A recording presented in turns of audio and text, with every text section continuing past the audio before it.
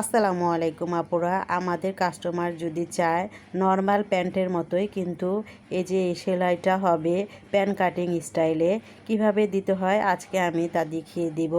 এখানে প্রথমে আমরা নর্মাল প্যান্ট যেভাবে কাটি ঠিক সেভাবে আমাদের কেটে নিতে হবে, কিন্তু আমরা কাপড়টা না কেটে এভাবে আমরা উল্টা পাশে ভাঁজ করে তারপরে আমরা একটি সেলাই করে দিব 1/2 ইঞ্চি পরিমাণ দূরত্ব রেখে। এভাবে সেলাই করে দেওয়ার পর আবার সোজা পিঠে যেয়ে আবার আরেকটি সেলাই করে দিব।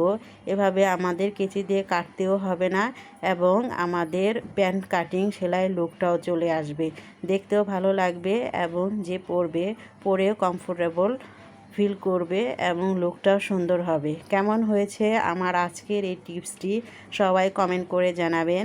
লাইক, কমেন্ট এবং শেয়ার করে পাশে থাকবেন। ধন্যবাদ সবাইকে।